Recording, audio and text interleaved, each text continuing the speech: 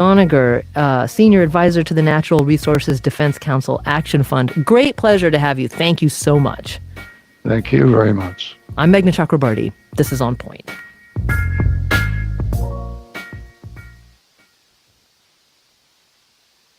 On Point is a production of WBUR Boston and is distributed by APM, American Public Media.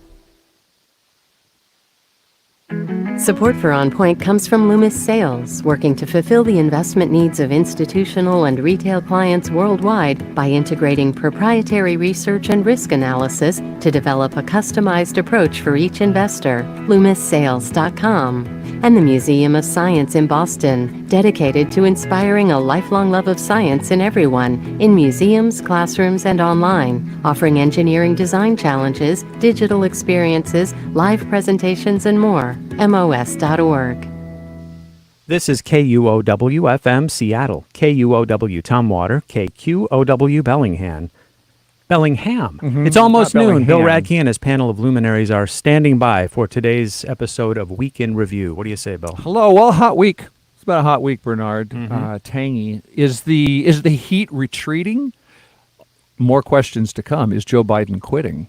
Will taxes be rising? Will cities be sheltering? Are sonics returning? Why were the drones falling? And why are we still smiling even after all this week's news? The answer revealed, of course, at the end of the show as these things happen. You have to wait for an hour, but you're going to love it if you just stay tuned.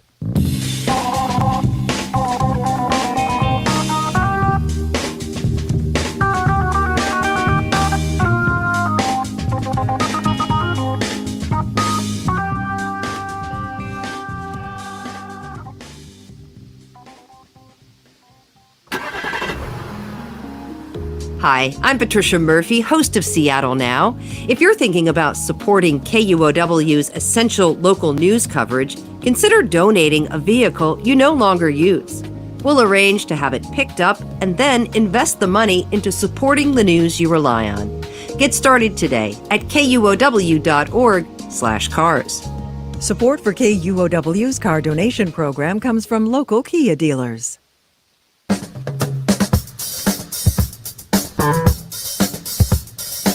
75 degrees and sunny in Seattle. Today's expected high, 84. Tonight we'll drop to the low 60s under a clear sky. Saturday, sunny with a high of 86. Sunday, sunny with a high of 84. 12:01, top news headlines just 30 seconds away. Support for KUOW comes from Third Place Books. Sci-fi duo James S.A. Corey launched the first book in a new series, The Mercy of the Gods, Saturday, August 10th at 7 p.m. Tickets available now at thirdplacebooks.com.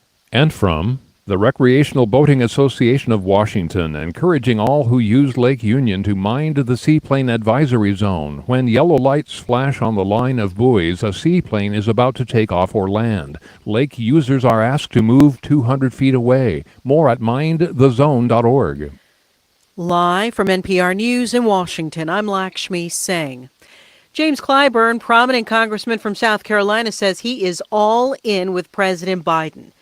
The public endorsement from the 83-year-old Clyburn, who is widely credited with saving Biden's 2020 campaign, comes at a divisive time for the Democratic Party. More elected officials and donors are raising concerns about Biden's mental acuity and urging the 81-year-old president to withdraw from the presidential race.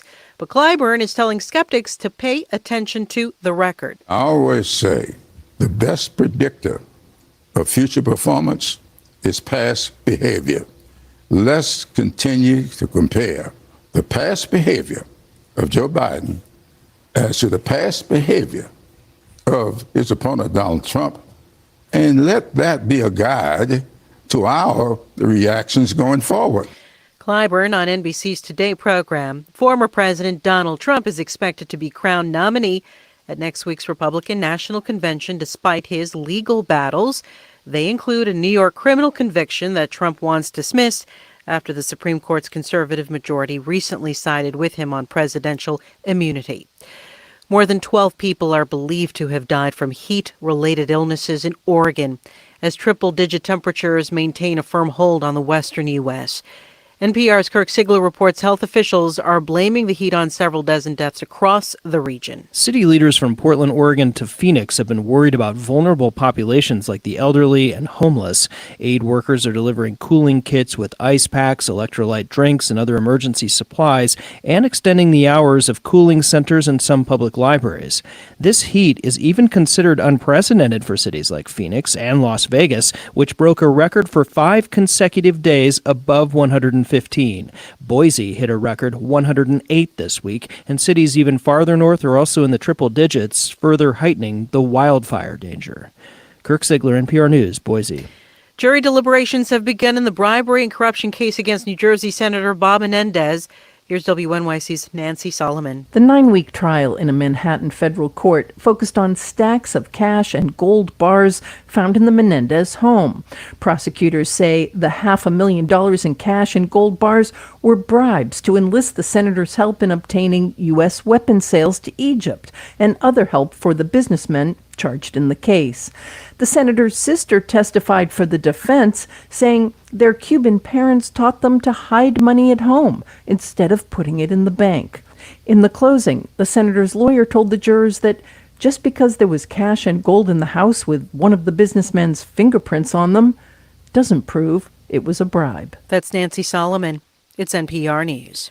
This is KUOW News. I'm Kevin Kniestead in Seattle.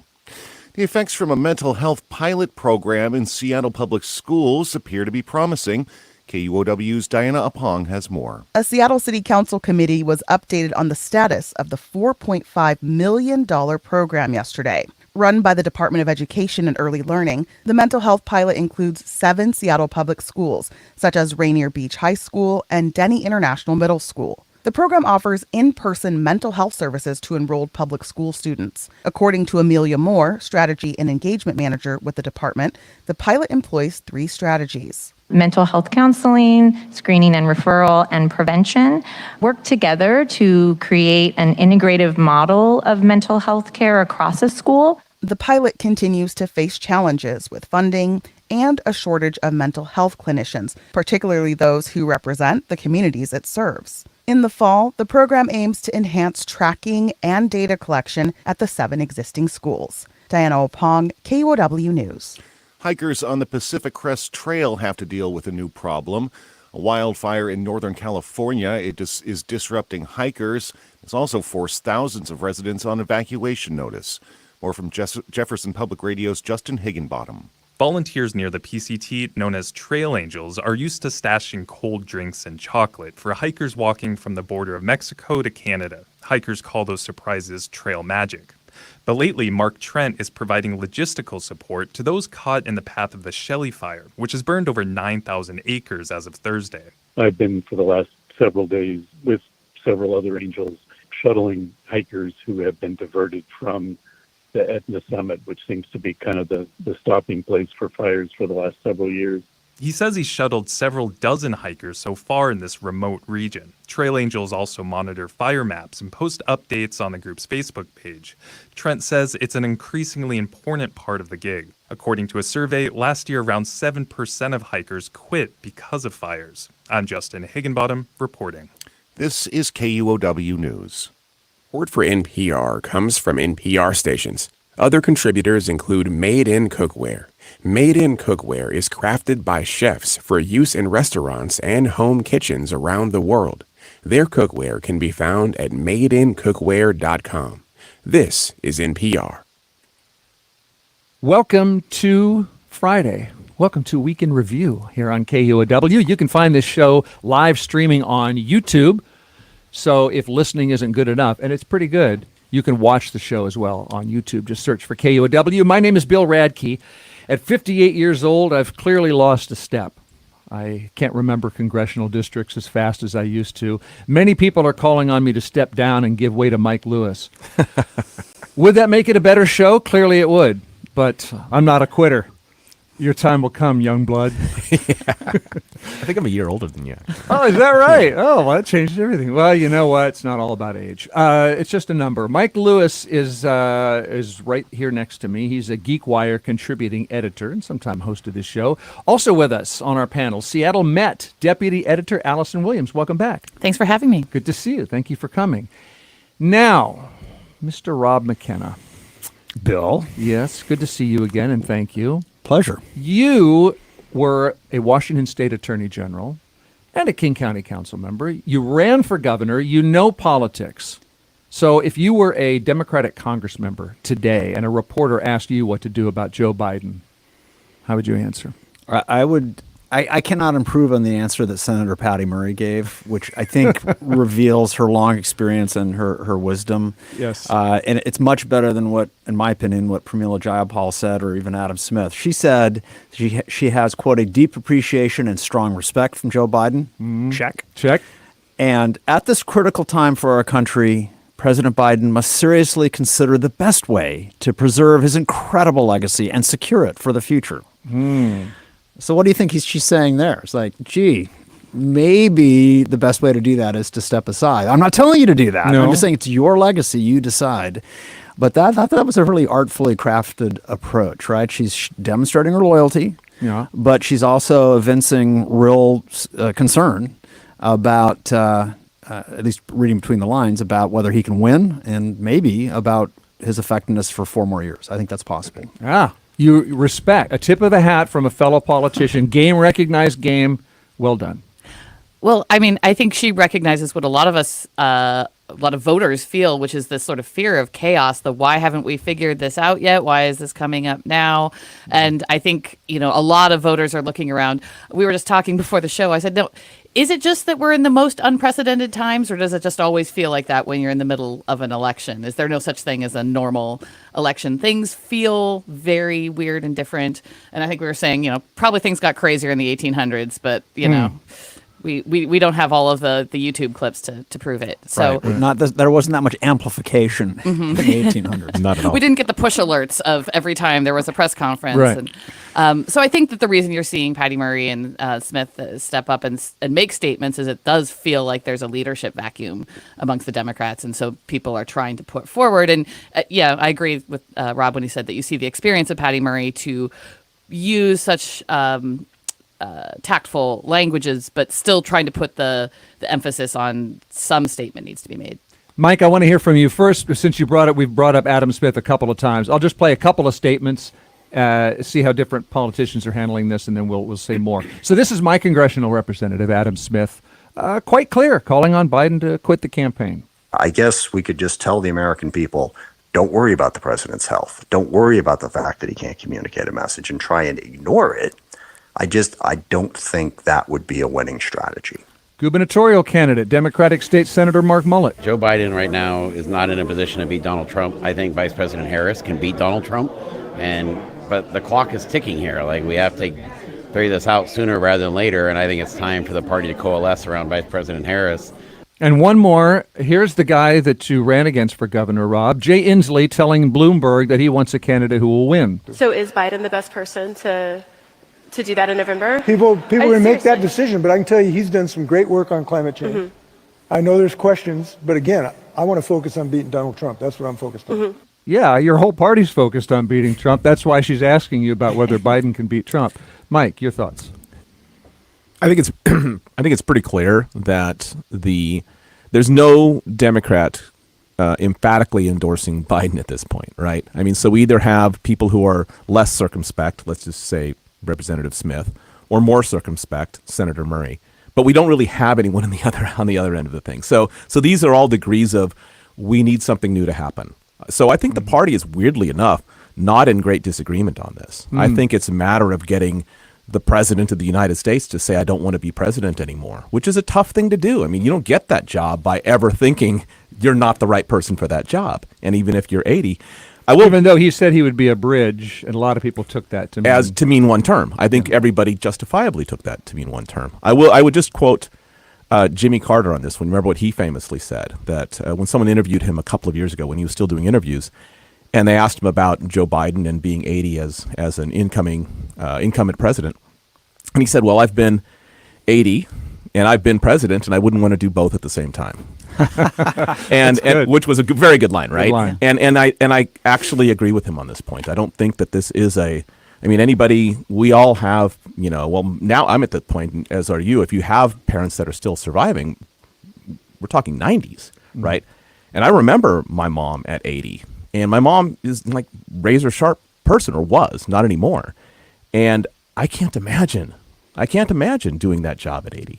Speaking of 80, about 80% of Americans think that President Biden will be too old to be president for another 4 years. And I think this is just common sense based on the fact that all of us, or at least those 80% of folks, know someone who's advanced in years and has some declining capabilities. This isn't about debate points or about, well, who won the debate. It's about, wow, my grandfather couldn't do this job now. Can this guy? And that's what's happening. And just a quick point, like, it still is completely floors me. And I know that maybe I need to move on from this point, but it floors me that whether you're conservative or whether you're a Democrat, like, this is what we could do, like, for presidential nominees. This is a country known for sort of being a little bit delinked from history, right? To do new things and innovative and new ideas. This is what we do for our two top candidates.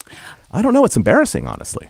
I think when I'm looking at the conversations that's happening right now, the thing I'm most curious about is who is going to have the strongest voice in bringing this conversation to an end. Is it going to be the donors? Is it going to be other representatives and or the party itself? And I do wonder what role the donors are going to play. Well, there's a little news on that. Now, we're talking live right now on Friday in the noon hour, and this show will repeat and be a podcast, and this might change.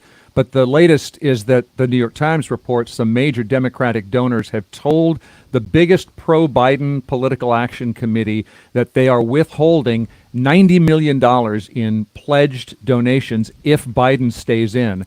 And I can't tell in the big wash of American politics, $90 million. Rob, you're a politician, or were. How big a deal is $90 million to Joe Biden? It's a big deal because of the amount of cash on hand that his campaign has and the DNC has. It's a big deal. Now, both these candidates, Trump and Biden, have shown they can raise a lot of money in a short time. I mean, Biden raised $12 million on the day of the debate. But it is a large amount of money when you look at what they actually have on hand right now. So it's quite significant. And it could just be the tip, right? There could be more coming. I think this is part of an orchestrated behind-the-scenes campaign to try to force him out. Just one other lever of power that someone is pushing or a group of people are pushing to try to persuade him. And not particularly behind the scenes at this point. Yeah. It's kind of right out there for all of us. The conversations are happening behind the scenes, resulting in these kinds of public announcements. Absolutely right, Mike. Yeah. I saw headlines that George Clooney was calling for him to step down. Is he there going to be the ultimate That's it. No. Decision maker? What does them all think? That's what I want. Well, but also, I mean, to your point, when Nancy Pelosi comes out, who has been a more important Democrat in the United States in the last 20 years, right? I mean, it's difficult when she comes out and does this. Barack Obama, that would be a big deal. That would be a bigger deal. I believe he's busy watching basketball. Yeah. Oh, is that right? I've seen on TV. I guess, so last thing before we leave, this developing situation, but the presidential campaign, I find it ironic that it's now Democrats who are, and I think they're right, some of them saying what the Democratic Party needs is a reality show style process for selecting this nominee. I think they're right. I mean, we love what's new and we love what's exciting, and Donald Trump has benefited from that. And I kind of think the what's his name, the consultant James Carville of the world, and I kind of think they're right. His piece in the New York Times was terrific. I mean, he essentially said three big public town halls. I think it was 3 big public town halls, and you bring in 2 former presidents. You have them sort of sort through the possibilities and ultimately make a decision on who is going to be the replacement candidate. I mean, I don't think that is a worse system than where we're at right now, and I think it'd be interesting. And they're running out of runway, though. I mean, they're rapidly getting to a point where it'll be too late to change the rules for the convention.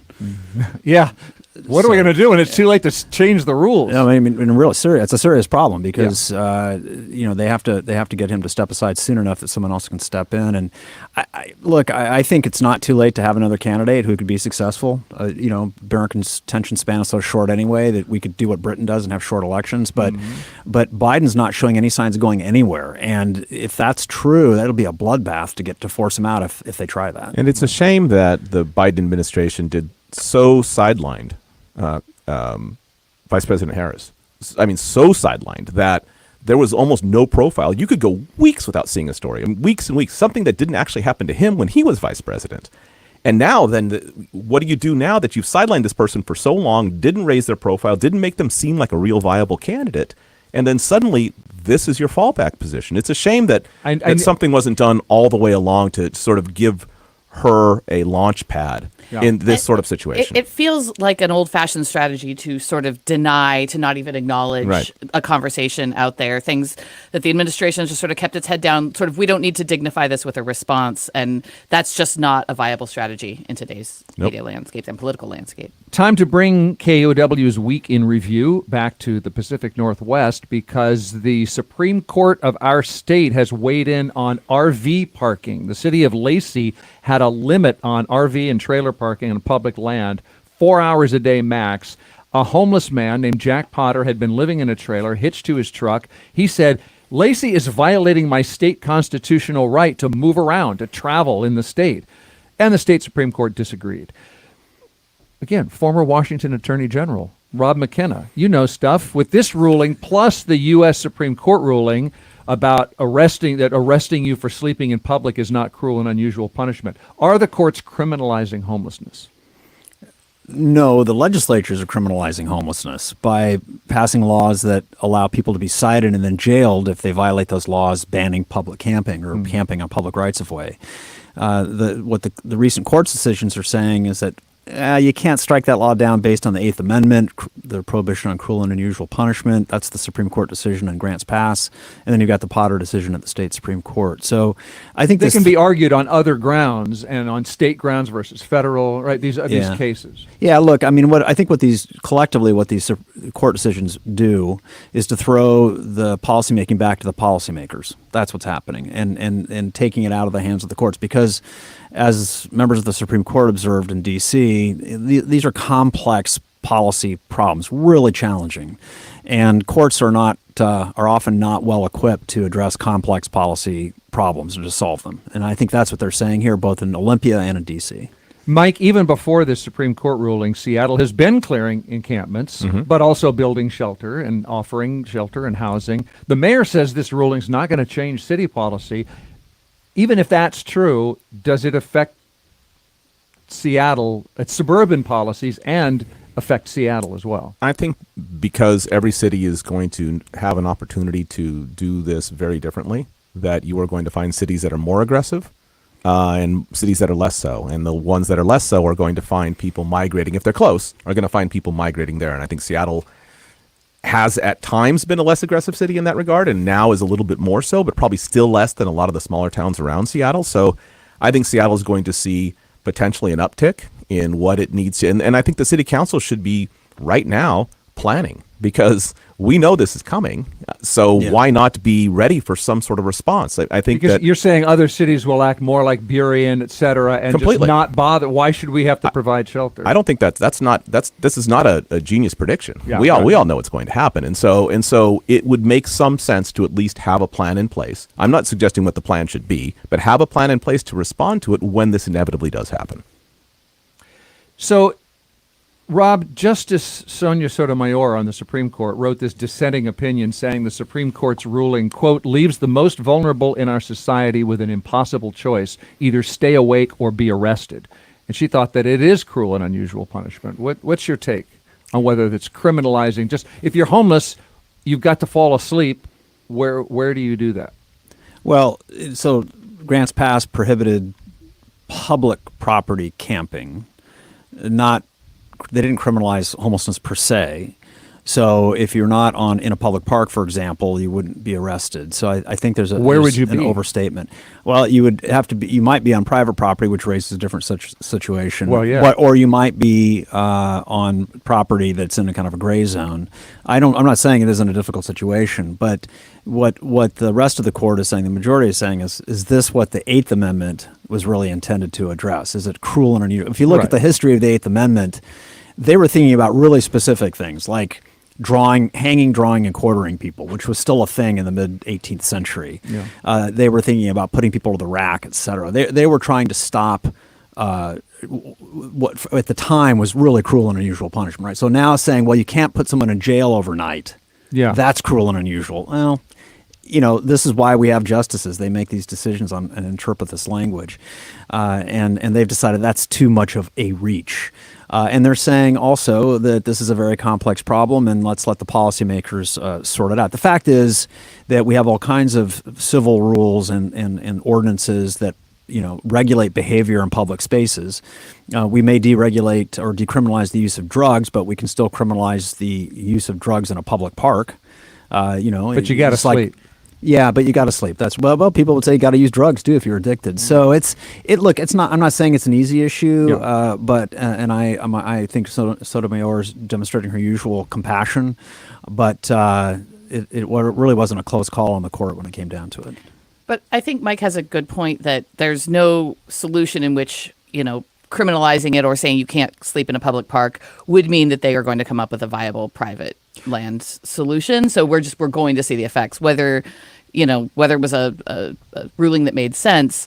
We know from homelessness policy that we're probably going to see the effects in the places. But if you go back to the Martin v. Boise decision, though, which I read and was really concerned about, this is the Ninth Circuit decision overturning Boise, Idaho's system of citing people for camping in public parks and then jailing them if they didn't pay, if they were repeat offenders. What the court said in that decision is you have to show that there is no bed in a building available for this homeless person. What that effectively did was to take away options like tent cities. And this is an example of where we have been creative in years past. When I was on the county council, we allowed the first tent cities to be created. But the effect of the Ninth Circuit's decisions in Grants Pass and in Martin v. Boise was to say, no, that's not good enough. It's not good enough that you provide a safe place for them to pitch their tent with hygienic facilities, toilets, etc. That's not good. No. You have to. The judges decided it has to be a certain kind of facility, and I thought that went too far. So in that respect, I'm glad that that ruling was overturned because I think tent cities are an example of alternatives that are reachable and reasonable, and a reasonable compromise between letting people camp in our parks and throwing them in jail. I guess what I'm curious about is if you see something like Lacey instituting this, do you think they're going to more have to deal with actually enforcing it, or are people just going to leave? Are they going to have to then deal with the fact of having to impound a huge number of vehicles and having to possibly imprison a large number of people, or is the result just going to be to affect the surrounding communities? And will it quote unquote work for Lacey, or will they just be turning into a different problem? I don't know. I think that's a very good question. I think that one of the things that we forget is when I moved to Seattle in 2000, when there wasn't the same level of homelessness, of unhoused folks in town, there were areas where you knew that there were people living in cars, and people just it was considered relatively benign. Here in the U District, the little stretch that when you go up onto the University Bridge, that was all lined with cars that people were living in, but it was relatively well kept, and the problem was small. And I think some of the pressure obviously is the public and how big and how visible it became. And I think if the city could do something I'm not suggesting moving the problem. I'm not a big fan of pushing a problem away onto somebody else. But I would say that if there are things that are working, the tiny home villages seem to work quite well. They're usually very well kept. I mean, I ride my bicycle past 2 different ones almost every day. And in every situation, they've been reasonably well kept. They seem to be functional. They can provide services in a concentrated way. All of that stuff seems to work. I think if the city could get to a place where it was just managing more of the problem, you'd find the public pressure starting to ratchet down. But they let the public pressure get to this incredible level before they really started making any decisions. most of which they still are not implementing.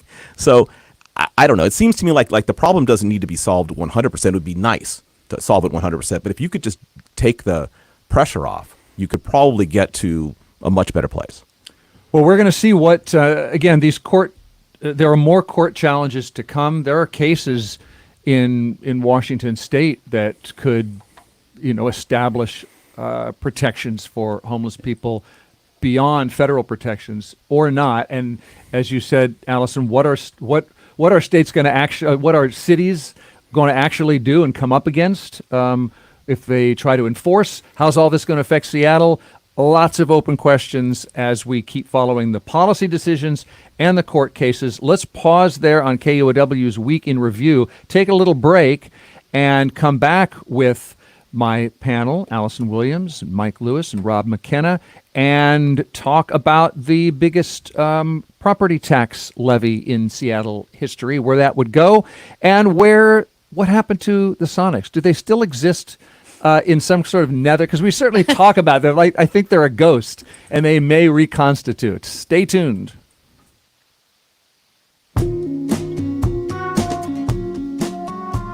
.949 KUOW, Seattle's NPR news station. It's 12:28. Sunny and 75 degrees in Seattle. Our expected high today is 84.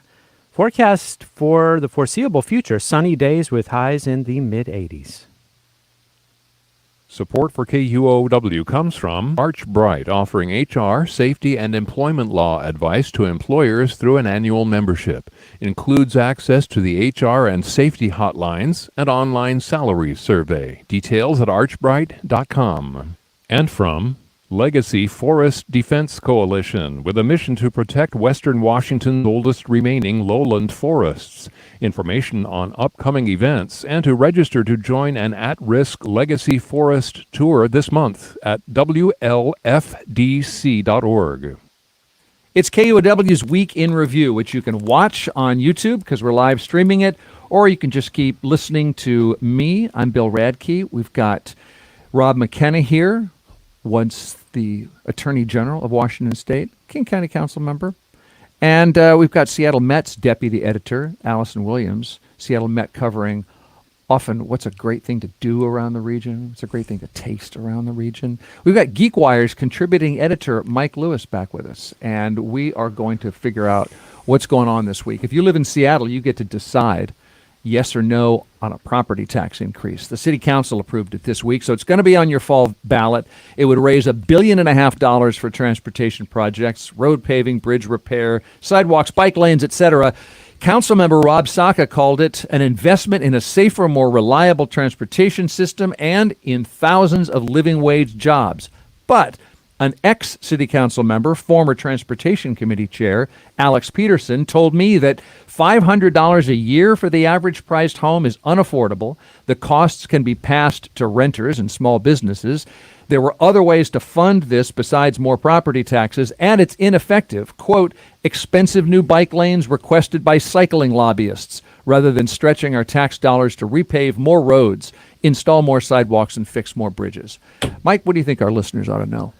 Well, and let me give one caveat here. I probably cycle on average maybe 120 miles a week, in Seattle. So I'm actually, and I've been doing this for 24 years in town. So I'm pretty pro cycling. I am not a fan of the $20 million for changing the missing link, as it likes to be referred to in Ballard, to change it over from Shilshole up to Leary. I think it's really expensive and probably not going to help a lot. You're moving it onto a road with even more traffic. And I think that the word among cyclists is that people are still going to take Shilshole. So why in fact are we doing it? Well, that Shilshole Allison, you want to remind us what the Shilshole problem was? Oh my gosh. Well, you mentioned the Sonics. I'm not sure which is an older Seattle conundrum, the Sonics or the missing link. Exactly. It's that section of the Burke-Gilman Trail that goes through Ballard, and the section on Shilshole Avenue. You have a lot of businesses, the maritime businesses, that are worried about their ability to move big trucks through there and things like that. Through there, the safety of that, and those businesses have pushed for it to be elsewhere, Leary, because Market Street has pretty much become a pedestrian street at this point. So, I feel like every 5 years or so we do hear stories about this. It feels like the ever missing part of bike. But I think what's so interesting about that route is it is certainly used by commuters. It's also used by a lot of recreationalists. I'm not a bike commuter, but I've cycled that area. But there might be some bike infrastructure that's really needed across the city, that moving that missing link to Leary would be a lot of money in one spot that could not address other problems. It seems that, I mean, broadly, I would say on this transportation package, I wish more of it went into shoring up what we have. Again, all that cycling, he teaches you every pothole in every neighborhood. I'm on a motorcycle when I'm not on a bicycle. The streets are lousy. I've never been in a major metropolitan city before that has worse streets than Seattle. It wasn't always like this. I don't like the $500 property tax. I'm a homeowner. I would be paying this also, I guess. But I would like it. I don't want any new projects at this point. What I'd really like to see is fix the existing stuff immediately, and then let's start planning on new projects. Sorry, go ahead. Well, I was going to say, for me, I mean, when we talk about car access and we talk about bike infrastructure, I always want to make sure we don't forget pedestrian infrastructure. Yeah. Because almost all car drivers are a pedestrian for their last couple hundred yards to wherever they're going, and cyclists are too, and a lot of cyclist infrastructure is in and around with pedestrian. And it has become very dangerous in some parts of the city to be a pedestrian, even in places that are dense and that are best suited to be a pedestrian. And so, I definitely agree. We don't want to see another something like the West Seattle Bridge when that was out of commission. We saw how huge it is if we don't keep up our infrastructure. Well, and maybe one thing they could do is just make sure that they send regular emails to Seattle Department of Transportation so they look collectively at the impact of approving construction everywhere in one neighborhood and not even allowing you a walking path. To your point, I mean, some of the problem is self-inflicted. Yeah, I lived in the Denny Blaine neighborhood for 6 years and was just astounded at Were you a nudist at that beach, by the way? I didn't have the nerve, okay. no, but I'm aware of the fact that there are actually multiple nudist beaches up and down that stretch of Lake Washington, which is apparently a type of facility we do not need a bond measure to support because it's happening. True. But I was astounded how poor the roads are, to Mike's point, and I'd ride my bike and I'd try to ride I-90 and then ride across I-90, and as soon as you leave Seattle, the roads are much, much better. But I'll tell you what really stood out to me, Bill, when reading this list of projects for this almost $1.5 billion levy, what stood out to me is how far behind the city of Seattle is on every kind of transportation infrastructure, pedestrians, lighting, traffic signals, freight, bikes, and especially the fundamental condition of the roads. And yes, they're old roads. They were some of the first ones built in the region, but I used to represent Renton. Renton is one of the oldest cities in the region. It dates back to the late 1800s. Its streets are in much better condition everywhere than Seattle's are because Renton has invested and reinvested over the years in maintaining core infrastructure. They've torn out the streets and put in new base where it's been necessary, for example. And Seattle just hasn't made the investment. So now the bill is coming due, and credit to Councilmember Saka for putting together a package which, looks a little bit like a Christmas tree because there are lots of different projects in it, and now the missing link is going to be part of it, apparently. But what the common theme in most of the investment is they've just fallen way behind in maintaining this critical infrastructure. All right, well, this is going to be the November ballot, so we've got some time to keep getting into the weeds and the potholes and talking about the trade-offs, the safety improvements, transit, bike lanes, repaving, on and on and on. So that is the update. This is an expiring property tax levy, but it's going to get bigger. It's going to be for the average homeowner, and I understand this cost could be, those costs can be passed on, but it would be about $220 more a year than they're paying under the current levy that is expiring. So more to come on that. This is KUOW's Week in Review. Traffic, since we're talking traffic, might get a little thick around Seattle Center someday. Who knows? Mike, this week Seattle got a little closer to getting another pro sports team with the same name as the pro sports team that Seattle used to have. That's my grabber headline. What do you think? I'm still polishing it. The NBA reached an unofficial deal with networks over the rights to show basketball games, and once that deal's done, they can start adding new teams, including probably Las Vegas and Seattle. Mike, who in Seattle would buy these Supersonics? My understanding, and I don't know whether this is these negotiations have been going on for a while. This is nothing new. But my understanding is that it's going to be at least some of the major principals who own the Kraken, David Bonderman being chief among them, are going to be the folks who are going to own the NBA team. When I spoke with him when they announced the Kraken, he essentially said, I'm in hockey so I can get basketball. Like, he is a much bigger, I think, basketball fan. I think Jerry Bruckheimer, who is also one of he's Hollywood producer. He is a much bigger hockey person. But I think Bonderman, he is more now, but I think he was always very interested in the NBA end of the deal. And that's part of the reason why they built Climate Pledge, or rebuilt the old former Key Arena into Climate Pledge. Mm-hmm. I was really excited when I saw Bruckheimer would be a co-owner of the Kraken, and then I went to my first Kraken game, and I didn't see nearly enough explosions or car wrecks. I was really... Did you see the film at the beginning when they introduced them? That it's very Bruckheimer-esque. That is true. You're absolutely right. It is very yeah. cool. And I had lunch with one of the Oakview partner guys, and it was clear. This is when they were in the planning stages for the new arena, and it was clear that the eye was on the NBA prize as well as the NHL. Yeah. Keep in mind that Todd and Tim Lewicki came out of the NHL. That's where they started their careers as like in their early 20s or even their late teens. They came up in the NHL, and of course, Todd left Seattle and the Seahawks to go take over the Tampa Bay Lightning, I want to say. At one point, yeah. Yeah, he ran that franchise and was a co-owner. So he's NHL, and Bonderman is clearly NBA, and this has always been the goal. I also think it's worth pointing out that arena has been phenomenally successful as an entertainment venue. For all of us who've been to concerts there, it is a night and day difference from the old Coliseum or the Kingdom or any sports arena that wasn't purpose-built for concerts as well.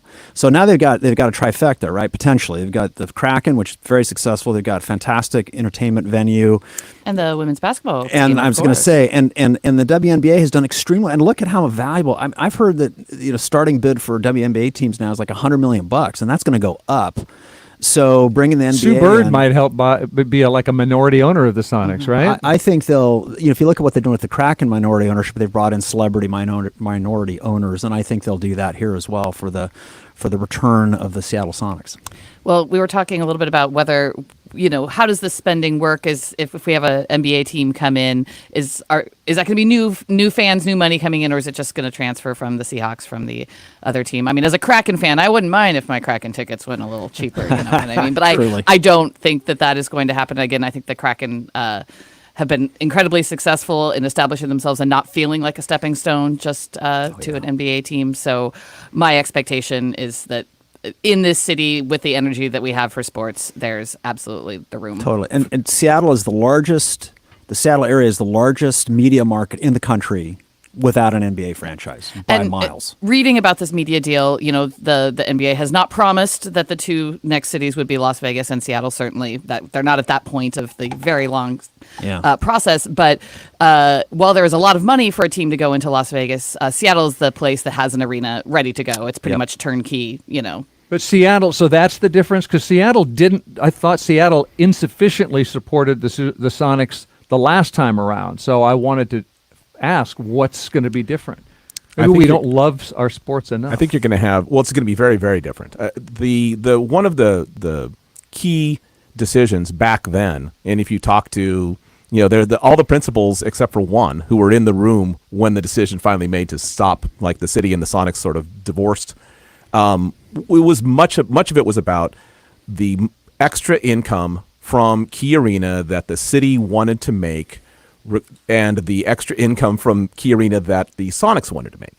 And it all came down to the city getting a larger share than most professional teams have to give up in terms of signage, other events. I mean, if anyone, you can talk to the Oakview group, they would tell you this as well.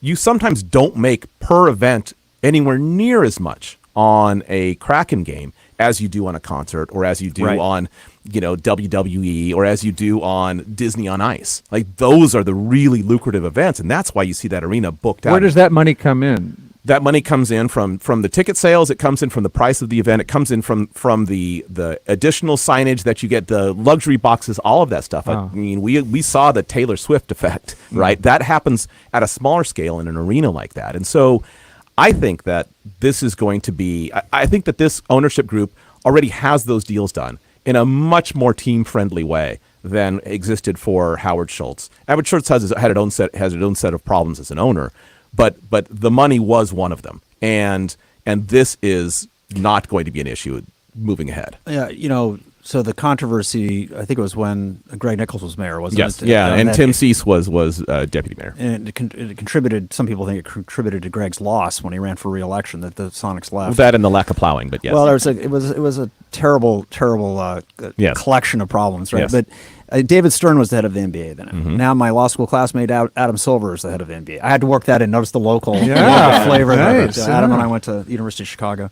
And he, I read with interest what he said, and he's like a politician too. He's got a lot of Very constituencies to please and so forth. So he didn't promise that we would get a team. Kind of did, but it was he about as close as he's going to, Right. right? Because of course it's the owner's decision, and now with the new media rights deal worked out, they've got the money figured out, and they're going to get a bucket load of money from the new expansion franchises, like $4 billion each. Something that'll like that, be yeah. split up among the current owners. So it seems like that was the last big barrier. But the key thing is that Oakview Group built this beautiful arena. That's no longer an issue like it was before. And they're very comfortable with billionaires as owners. So you got Bonderman there.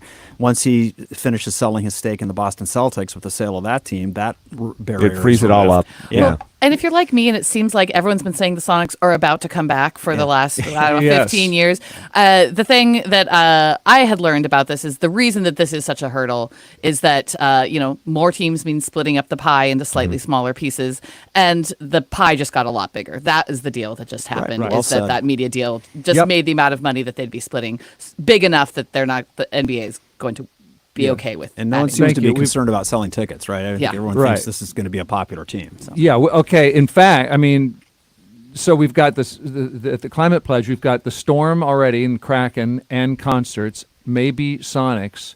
Fair to say that driving uptown will funk you up more so in the coming years. That uptown funk you up. It's difficult now, although I have to say it's not as bad as I was expecting it really is kind of, the city has, for as much as people like to complain about traffic, and I'm chief among them, it's actually reasonably well managed. The problem, as everyone always says, has never been the problem getting there. It's getting back out, right? Right. And that actually Getting an Uber. And that has actually improved to some degree. And I think we got to take a break. Yes. Oh, I was going to say, and fix some of the potholes, and you can take those Lime scooters out. That's how we get to and Lime from scooters. Climate Yes. We've got to take a break, but just give me a year. Sonics would come back when? What year, roughly? I think they're going.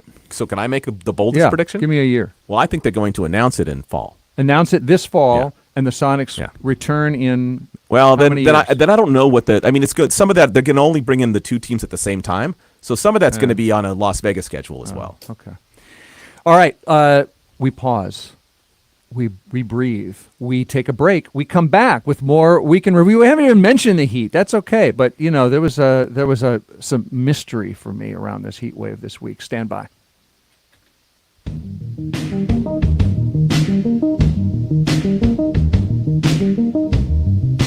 94.9 KUOW, Seattle's NPR news station. It's 1:45. Sunny in Seattle, 75 degrees, on our way to a high in the mid-80s. Support for KUOW comes from Swim Across America, Seattle's 16th annual open water swim. Participants can help fund research at Fred Hutch Cancer Center, Saturday, September 7th, Lake Sammamish State Park. All are welcome to swim, volunteer, or donate. Info at swimacrossamerica.org/Seattle. And from Bedrooms and More in Seattle, sponsor of the 2024 Wallingford Parade. This family event is Saturday, July 13th, starting at 11 a.m. More information at celebratewallingfordwa.org. KUOW's Week in Review this week is former Attorney General of this state, Rob McKenna, GeekWire contributing editor Mike Lewis, and Seattle Met deputy editor Allison Williams. We're streaming the show, by the way, on YouTube if you want to watch us. I'm Bill Radke. It got hot this week. Some newscasters said it was record heat. I don't think we should say that without saying a record for this date. You hear that sometimes. It's fun to say. This week it got to 98 at SeaTac. It's hot, not a record. It was 108 like 3 years ago in June. Anywho, this week's heat wave was about climate change. No, It was about whether to wimp out and get air conditioning. No, Allison, it was about the embers of the dying summer campfire. Well, I know it's only early July, but we're already talking about fire season here, and there's a wildfire going on right now off Lake Chelan. It has been going for a couple of weeks now, and the Washington State DNR has announced a ban on campfires on those state-controlled lands.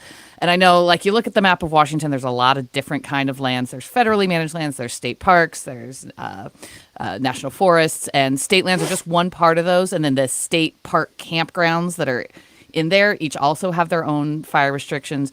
But I think the overall message is that campfires, bonfires are not a summer staple here anymore because wildfires have become such a problem. And we've kind of come to accept this is not one of those doldrums of August issues that we talk about in late summer. It's something we talk about earlier and earlier. Not that campfires are the source of all wildfires. There's lightning. There's things like illegal fireworks. Off-road vehicles can sometimes start sparks. There's people do some dumb toss out a cigarette in the wrong place, and that can start a wildfire. But I think we're going to increasingly just see we might be the drippy, wet side of the state, but campfires and bonfires just might not be part of our summer anymore. Is a campfire the issue? I'm a big campfire fan, and we all feel climate change for different reasons. You know, everyone's got their personal trigger. I just read in the Seattle Times that AI and server farms are going to swamp our electricity capacity that we're supposedly decarbonizing, maybe breaching dams, but faster than that, we keep increasing our energy demand, which means, by the way, if you use air conditioning, you're part of the energy problem. But that was a wince, Rob McKenna. I was meant to be a smile. Oh, okay. It wasn't even a smirk. It was a legitimate smile. Like I thought it was a good I'm point. just saying there's different pain points for all of us about when climate change is hitting home. Truly. As far as the fires goes, when I moved up here from California, I did not ever build a fire, even when I went to the beach, because I just was so habituated to never having one. I mean, when I was a kid in the 1970s, there were no sort of military grade fireworks in California. Even at that point, you could get the safe and sane ones, which meant the boring ones, and you had to go to Nevada if you really wanted to get something worthwhile. Right. I'd never backpacked with a campfire in 20 years of backpacking in California, in the Sierra Nevada, because California's, it's newsworthy when it's not in a drought, not when it is, right? And I moved up here and suddenly see people with campfires. My first impression, you can't do that. And it turned out you could. Personally, I think it's a great idea. I think a ban on campfires, except in some of the places, like if you're out on Shai Beach and it's driftwood and you're on the beach and it's relatively, that seems like a relatively safe environment. I can understand that a little bit, but I think it's a great idea. I hope it restarts America's policy on s'mores, which is that they're not, we act like they're not terrible when we kind of know they are. It's time for a reframing, I think. Marshmallows are too sweet, but they're fun to toast. But if you add marshmallows and chocolate and graham crackers... Wow, the 8-year-old lobby is going to be coming after you. I know. I thought you were going to say it'll rekindle the debate, it'll spark new discussion. If I weren't losing, I told you I've lost a step, and I'm just not capable of that wordplay anymore. And a lot of people are asking me to step down and quit the campaign. So I hope it did okay in the heat. I saw. Did you see the city of SeaTac tried to modernize its Independence Day celebration with a drone light show instead? $40,000, cleaner than fireworks, safer, quieter. Except the drones fell from the sky into Angle Lake. So I was reading about this in the Seattle Times. They very smartly interviewed the owner of the drone company, who says select drones suffered a sudden loss of the GPS signal and they didn't know where home was. And the FAA is investigating that there's nothing wrong. They had divers found 48 out of 55 drones, and the company says nothing wrong with the drones or the software. It could be outside interference, like a cell tower that's off frequency. I don't know what that means. Or somebody with a drone jamming gun. I didn't know what that means until I read about it, that it's advertised, it's prohibited by federal law, but you can get a drone jamming gun. We don't know what happened over Angle Lake. Is it a good idea to have a aerial drone show next to an international airport? That was what I was wondering. And apparently, they did something called double geofencing to try to keep the signals from interfering. And I wonder if there was a failure there. And the drone's default was to go into the lake rather than create any risk for aircraft. But maybe they need to rethink the idea of flying drones next to the airport. True. I don't know. I'm not big on drone shows anyway. So the drones in the lake, while I don't want to see them deposited in the lake, I don't mind seeing them not in the sky. You don't want to see a drone, a choreographed It doesn't do a whole lot for me, I gotta say. I mean, I gotta say, I'm not really a big fireworks person either. I wouldn't go out of my way, but I actually saw this year's, and that's kind of an impressive fireworks show over Lake Union on the 4th. Okay. But I can't say that, like, fewer drone shows, that doesn't bother me at all. Okay. One more question, heat wave question, because this came up on KUOW. Have any of you used spray-on sunscreen?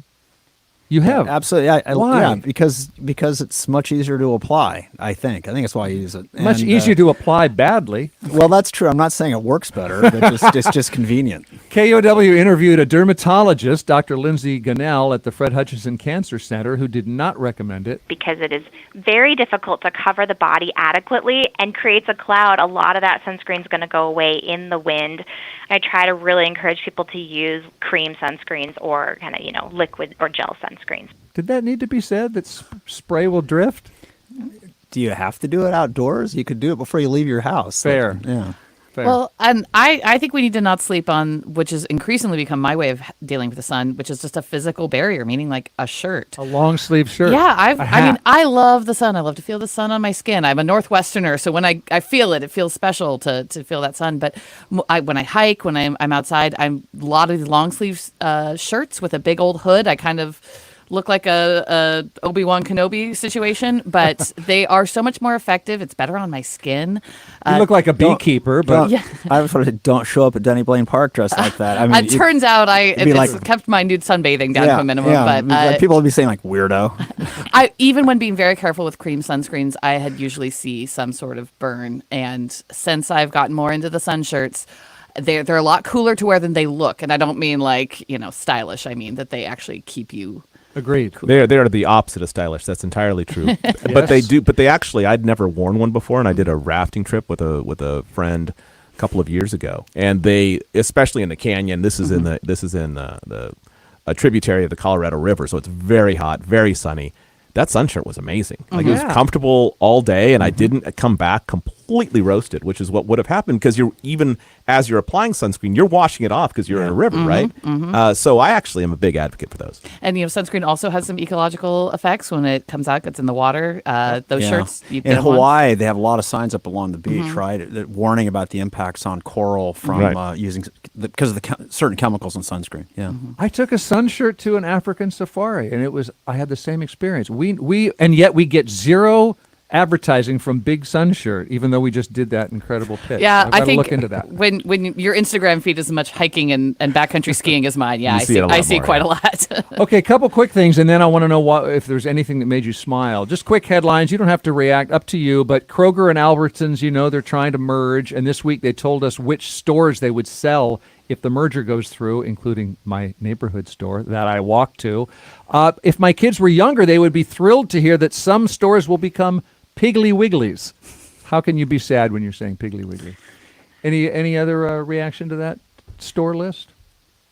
Well, I think a lot of people saw that list of stores and was wondering if they're looking at a list of stores that will close. That is not what is the list officially means. It's being sold to a holding company. Right. But a lot of suspicion is that there will be some closures, and none of us want to see our local store. Speaking of closures, another big box store leaving downtown Seattle. Saks off Fifth Avenue at Westlake Center will close later this month, according to the Seattle Times. Lululemon, Nike, North Face, Vans closing down. Rob, I know local boosters worry about stores closing, but doesn't this mean the property owner drops the price until another retailer sees a good deal? Yeah, but when you take that to its logical extreme, you end up with downtown Longview, which is mostly thrift stores. Oh, okay. I like thrift stores. And Okay. who doesn't love a good thrift store? But it's not a sign of economic vitality. And retail brings foot traffic. My firm just moved its offices in Seattle from Columbia Center to the new Rainer Square Tower, which is a beautiful building. I love being in that part of downtown. I look out the window and I can see down on the streets, and it's just striking how little foot traffic there is on a typical day. Ask you a question about that. So why did your firm move? Were you getting a better deal in the new building? That was part of it. Yeah, we're subleasing. So you're taking advantage of this whole. That's what I'm saying. Yeah, that's right. No, well, we're subleasing from Amazon because they got pissed off and decided not to. Right. Yeah, so that's you're getting part the benefit of that. Yeah, but also we're like many offices and companies. We're downsizing. We have a third less square footage than we used to. Everyone's got a smaller office. All post COVID. And I think that a lot of folks in the office just wanted to be in that part of downtown near the shopping. It just turns out there isn't as much shopping there as there was when we signed the lease. Thrift shops are on the way. Okay, we're just about out of time. I always ask what you smiled about. Just briefly, I'll say mine that, for us locals, it's hard to appreciate this, but imagine for a tourist or a newcomer trying to get to the University Street light rail station when there's also a University of Washington station and a U District station where the U stands for university. I wrote a play that includes a hilarious scene based on exactly that confusion, but now Sound Transit is foiling me. They're starting to change University Street to Symphony Station because of Benaroya. It's showing up on their new line maps. It's going to be on all the signage and websites by the end of August, which makes me smile, even though I have to cut that scene. That's my smile. I'm looking forward to a whole French farce about Oh, universities. Yeah. French farce, exactly. I'm going through doors opening and closing. Yeah. I'm going through the annual ritual where the Seattle Mariners get my hopes up. Uh-huh. But I'm just going to enjoy it. My wife says, "Oh, here we go again." But first place. We were going to go into the All-Star break in first place for the first time in a while, assuming that we continue to win against Anaheim, which is really pleasing. I wish we still had a 9-game lead over the Astros, not a 2-game lead, but I'll take it. Yeah. Anyone else smiling? Yeah, I would just say one quick thing regarding the Mariners. I kind of like the fact that none of the Mariners fans, and Mariners are sort of my second or third team, right? I didn't grow up here. But I love the fact that the lamentations about the Mariners started so early this year. There's no procrastinating. People started, they don't trust. I mean, for as little as they don't trust the ownership regarding building a winning team, they also don't trust the winning. Right. The winning we itself. Don't. No, they're always falling apart, on the verge. Exactly. Well, it's crab season, so I got to go up to Mukilteo and That's go what the scuba smile. diving and see some Dungeness crabs and red rock crabs scurrying around the bottom. You and scuba dived for crabs? Scuba diving for crabs, it's a thing here, and it's pretty cool. Certain days with a license, there are a bunch of rules around it, but it's you wear a sun shirt underwater, I assume. No, I wear about 50 pounds of scuba equipment. And, that is the no sunburn. That is the vital and strong Seattle Met deputy editor, Allison Williams, well able to handle the scuba diving gear. It's former Washington State Attorney General Rob McKenna and GeekWire contributing editor Mike Lewis. It's been a treat to be with you. Thank you all. Thanks a lot. And thank you to our producer, Kevin Kniestead. And thank you to Bernard Wallette for running the board and social media and live streaming from Juan Pablo Chiquiza. Additional support from Hans Twite. I'm Bill Radke, and I would love to see you in another week. Let's do it on Week in Review.